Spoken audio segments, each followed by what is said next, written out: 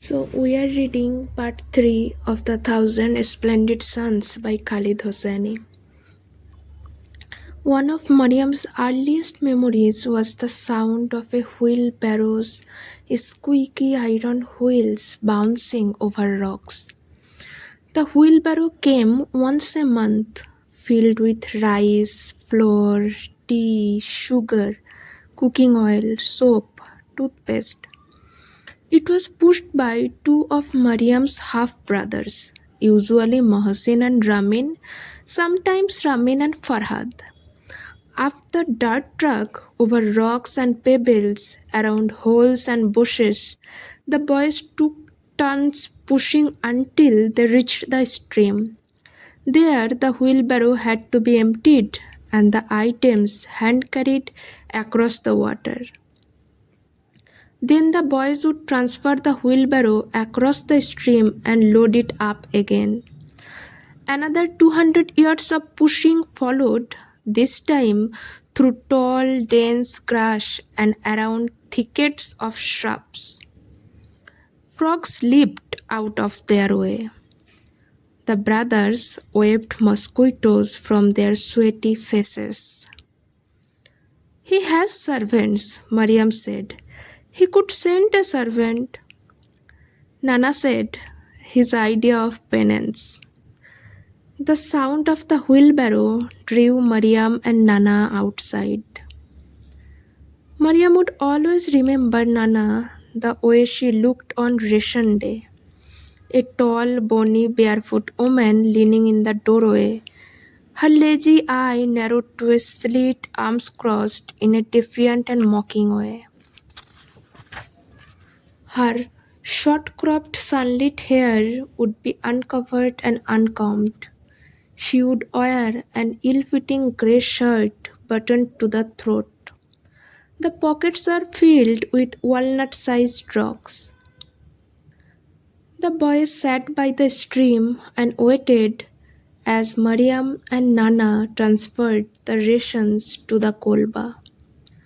They knew better than to get any closer than 30 yards, even though Nana's aim was poor and most of the rocks landed well short of their targets.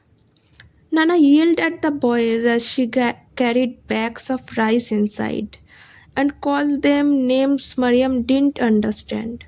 She cursed their mothers, made hateful faces at them. The boys never returned their insults. Mariam felt sorry for the boys. How tired their arms and legs must be. She thought pityingly, pushing that heavy load. She wished she were allowed to offer them water. But she said nothing, and if they waved at her, she didn't wave back. Once, to please Nana, Mariam even yelled at Mohsin, told him he had a mouth shaped like a lizard's ass, and was consumed later with guilt and shame and fear that they would tell Jalil. Nana, though, laughed so hard, her rotting front tooth in full display, that Mariam thought she would lapse into one of her fits. She looked at Mariam when she was done and said, "You are a good daughter." When the barrow was empty, the boys scuffled back and pushed it away. Mariam would wait and watch them disappear into the tall grass and flowering weeds. "Are you coming?" "Yes, Nana." "They laugh at you." "They do. I hear them." "I'm coming." "You don't believe me?" "Here I am." "You know I love you, Mariam Jo."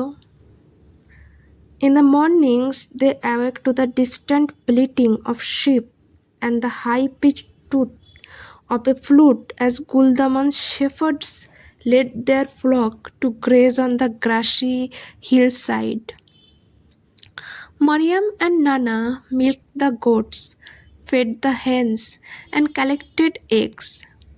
They made bread together. Nana showed her how to knead dough, how to kindle the tandoor and slap the flattened dough onto its inner walls. Nana taught her to sew too and to cook rice and all the different toppings: shalagam, stew with turnip, spinach sabji, cauliflower with ginger. Nana made no secret of her dislike for visitors, and in fact, people in general, but she made exceptions for a select few. And so there was Guldaman's leader, the village Arbab, Habib Khan, a small headed, bearded man with a large belly who came by once a month or so, tailed by a servant who carried a chicken, sometimes a pot of khichdi rice, or a basket of dried eggs for Mariam. Then there was a rotund old woman that Nana called Bibi Jo, whose late husband had been a stone carver and friends with Nana's father. Bibijo was invariably accompanied by one of her six brides and a grandchild or two. She limped and huffled her way across the clearing and made a great show of rubbing her hip and lowering herself with a pained sigh onto the chair that Nana pulled up for her. Bibijo too always brought Mariam something: a box of disleme candy, a basket of quinces. For Nana, she first brought complaints about her failing health, and then gossip from Herat and Guldaman, delivered at length and with gusto, as her daughter in law sat listening quietly and dutifully behind her. But Mariam's favorite, other than Jalil of course, was Mulla Faizullah, the elderly village Quran tutor. It's Akunt. He came by once or twice a week from Guldaman to teach Mariam the five daily namaz prayers and tutor her in Quran recitation, just as he had taught Nana when she had been a little girl. It was Mullah Faizullah who had taught Mariam to read, who had patiently looked over her shoulder as her lips walked the words soundlessly, her index finger lingering beneath each word, pressing until the nail bed went white, as though she could squeeze the meaning out of the symbols. It was Mullah Faizullah who had held her hand, guided the pencil in it along the rise of each alif, the curve of each bay, the three dots of each say. He was a gaunt, stooping old man with a toothless smile and a white beard that dropped to his navel. Usually he came alone to the kolba, though sometimes with his russet-haired son Hamza, who was a few years older than Mariam.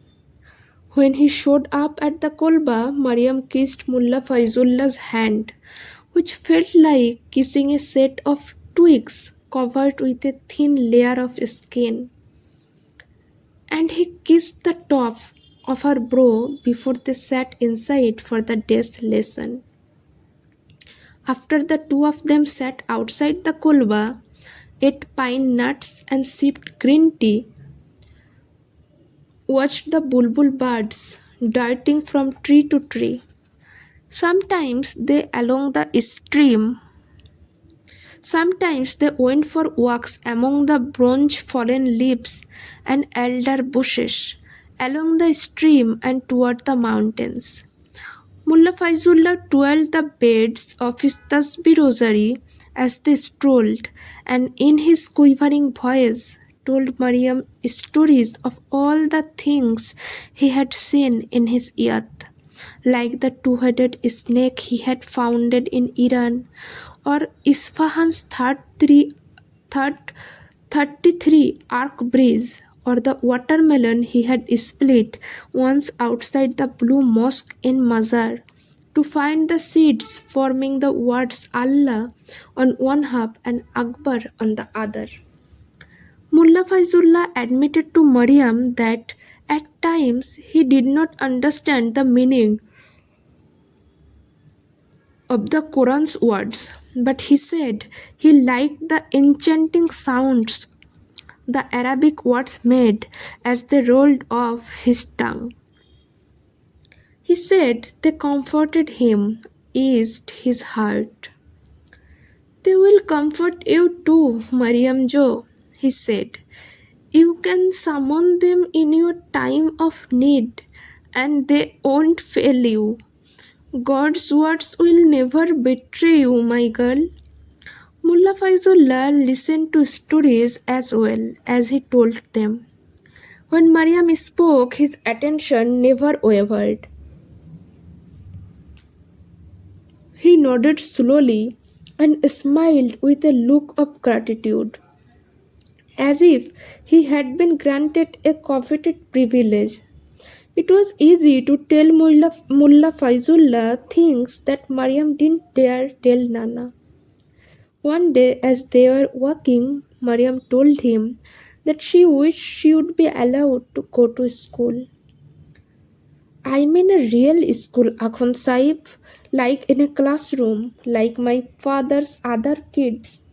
Mullah Faizullah stopped.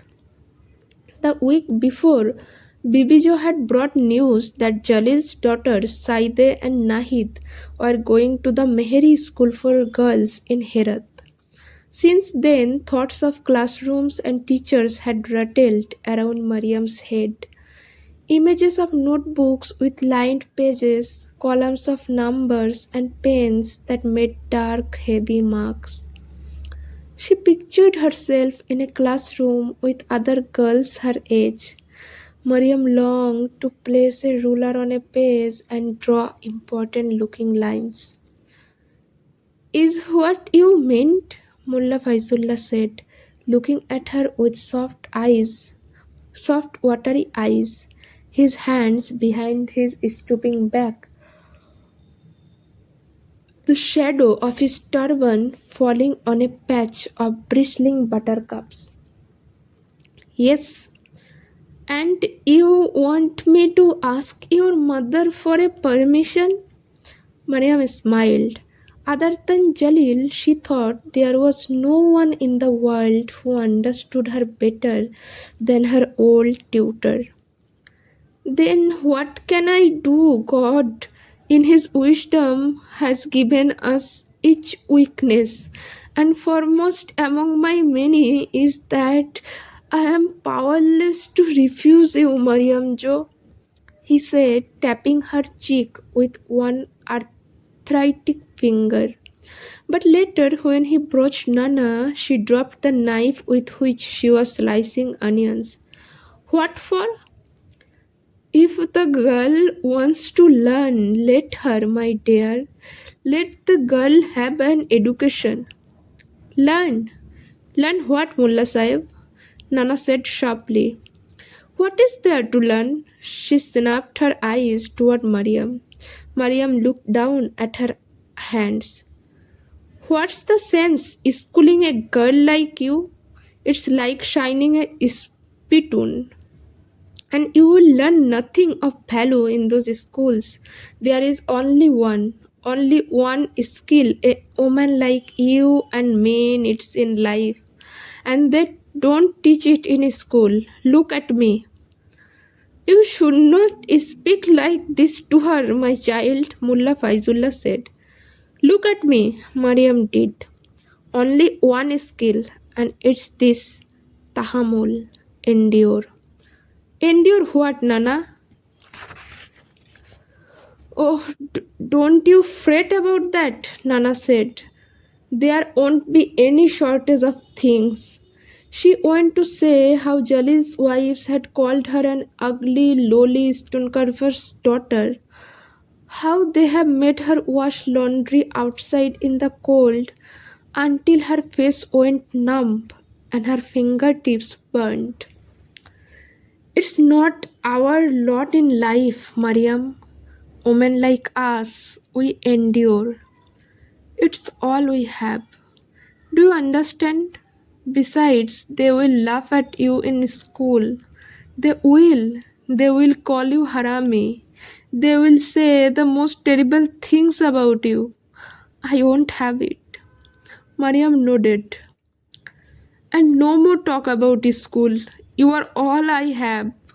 I won't lose you to them. Look at me. No more talk about school. Be reasonable. Come now. If the girl wants, Mullah Faizullah began. And you, Wakun Sahib, with all due respect, you should know better than to encourage these foolish ideas of hers. If you really care about her, then you make her see that she belongs here at home with mother. There is nothing out there for her. Nothing but rejection and heartache. I know, Akun Sahib, I know.